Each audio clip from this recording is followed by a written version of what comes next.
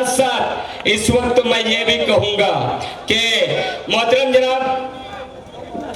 जनाब इरफान नदीम ने कहा था कि गुनाहगार के हिस्से में नेकियां लिख दे, गुनाहगार के हिस्से में नेकियां लिख दे। मेरे खुदा मेरी किस्मत में बेटियां लिख दे। और मैं अपने अहद का भारत हूँ, इरफान नदीम कलम उठा मेरे माथे पे रोटियां लिख दे। भरपूर तालियों में मोहतरमा इकरा हसन साहब।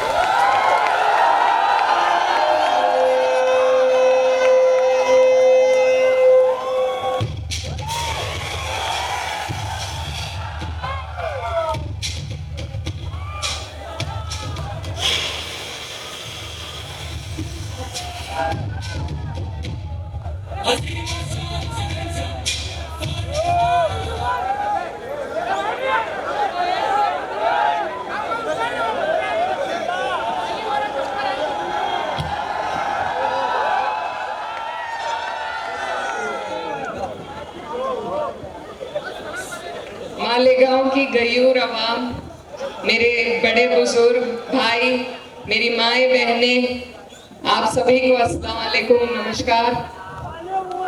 सबसे पहले मैं दिल की गहराइयों से आपका धन्यवाद देना चाहती हूँ कि आपने इतना खूबसूरत जलसा, यहाँ पर आप लोगों ने इस खूबसूरत जलसे का आयोजन किया और हमारे साथ में चलकर आए हमारे सरपरस्त, हमारे नेता, आजमगढ़ से सांसद आदरणीय धर्मेंद्र यादव जी, उनके साथ में सुबह से हमारे साथ चल रहे गोपालपुर से विधायक नफीस खान साहब और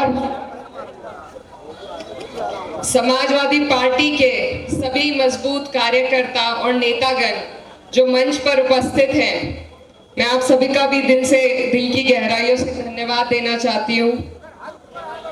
ये और सबसे ज्यादा जो निजामत कर रहे हैं रईस सितारा साहब, जिन्होंने इस पूरी महफिल में तब से 4 चांद लगा रखे हैं, आपका भी मैं धन्यवाद देना चाहती हूँ। मेरी बहन, मेरी बड़ी बहन शान-ए-हिंद निहाल, जो यहाँ से चुनाव लड़ रही हैं, बहुत हिम्मत वाली हैं और उनके लिए एक शेर मैं आपके सामने पढ़ना चाहती हूँ कि हुजूम देख के रास्ता नहीं बदलते हम, हुजूम देख के रास्ता नहीं बदलते हम, किसी के डर से तकाजा नहीं बदलते हम। हजार ज़ेरे कदम हो रास्ता खारों का, हजार ज़ेरे कदम हो रास्ता खारों का, जो चल पड़े तो इरादा नहीं बदलते हम।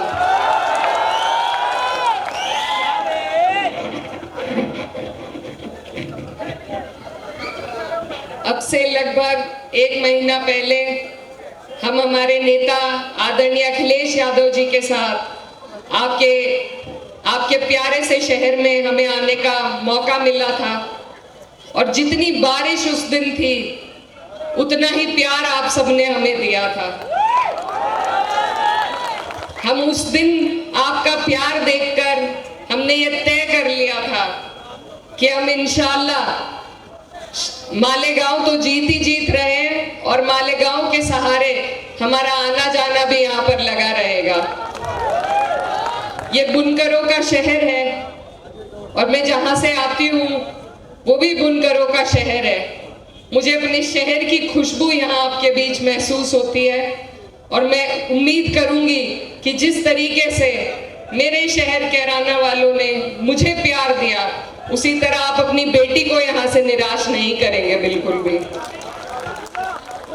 ये जो चुनाव है ये बहुत अहम चुनाव है, इस पे पूरे देश की नजर है और इस देश के जो हालात हैं, ऐसा लगता है कि दौरे तबाही है, शीशे की अदालत है और पत्थर की गवाही है। तो इस देश में जो हालात इस नापाक भाजपा सरकार ने बना रखे हैं, उनको बदलने का ये आपके हाथ में मौका है। और मैं जिस पार्टी से नुमाइंदगी कर रही हूँ, जिस पार्टी के जरिए मैं आपके बीच पहुंची हूँ, वो वाहिद एक ऐसी पार्टी है जिसने भाजपा सरकार को 400 पार से 240 पर लाकर खड़ा कर दिया। ये बहुत बड़ी बात है, इस बात की बहुत बड़ी अहमियत है, क्योंकि अगर हम संघर्ष न करते, अगर समाजवादी पार्टी इंडिया गठबंधन को 37 एमपीओ के रूप में इतना बड़ा योगदान न देती, तो ये वक्फ का बिल कब का पास कर चुके होते। ये समाजवादी पार्टी और समाजवादियों की हिम्मत थी कि आज वक्फ का बिल पास नहीं हुआ है और हमारे पास अब भी मौका है और हम जी जान लगा देंगे, लेकिन पास उसे होने नहीं देंगे बिल्कुल भी। तो ऐसी पार्टी जो हमेशा से गरीबों की, मजलूमों की, किसानों की, महिलाओं की, पिछड़ों की, मुसलमानों की बात करती हो, आज आपको, मालेगांव वालों को ये मौका मिला है, बहुत खूबसूरत मौका, क्योंकि बहुत शानदार कैंडिडेट हमारी पार्टी ने यहां पर उतारा है। अगर आज भी चूक हो गई तो ऐसे पढ़े लिखे हिम्मत वाले लोग सियासत में आना छोड़ देंगे। इसलिए आपको जरूरत है कि आप नियत की पहचान करें। जो पार्टी भाजपा से ऐसे सूबे में लड़ने का काम कर रही है, जहां बुलडोजर चलाए जा रहे हैं, जहां हमें चिन्हित कर करके जेलों में भरा जा रहा है, हम पर अत्याचार किए जा रहे हैं, अगर ऐसी पार्टी की नियत पे भी किसी को शक है तो वो सही समझ राजनीति की नहीं रखते हैं। आपके बीच से जो नुमाइंदगी कर रहे हैं, आपने उन्हें मौका दिया, 2 मौके दिए।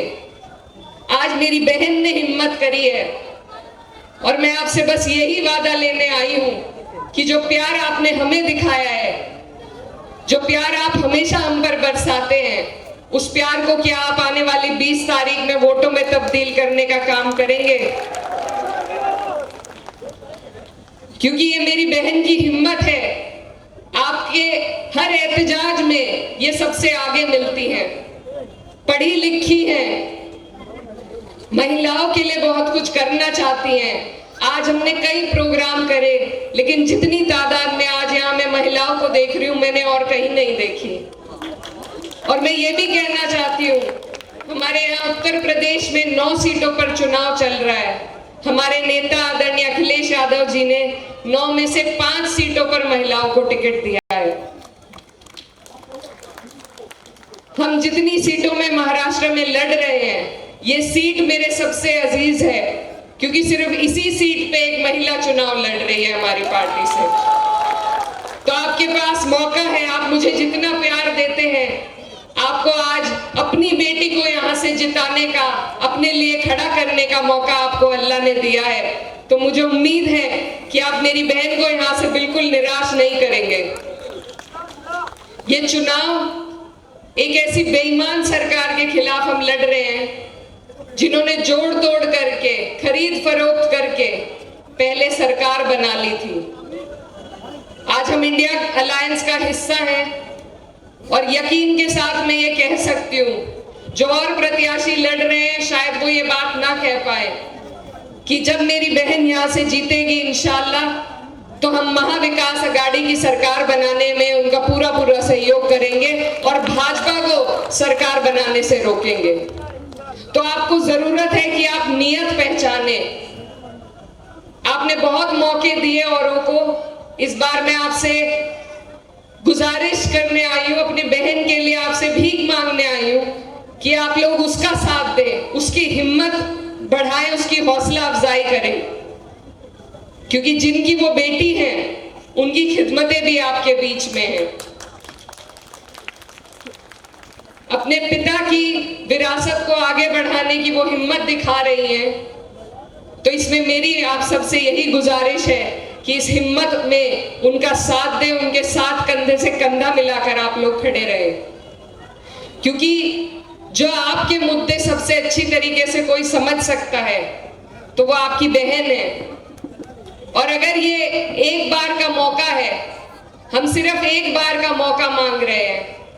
अगर 5 साल इन्होंने आपके हिसाब से काम नहीं किया तो आपको दोबारा मौका मिलेगा, आप दोबारा बदल लीजिएगा।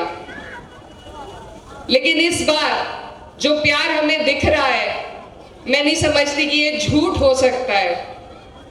तो इसलिए आप सबसे मेरी गुजारिश है, मुझे ये भी मालूम पड़ा कि हम मुफ्ती साहब के घर के बहुत पास हैं और उनकी तबीयत खराब है, तो मैं उनके लिए भी ऊपर वाले से दुआ करती हूँ कि अल्लाह में उन्हें शिफा दे, उन्हें सेहतयाब करे।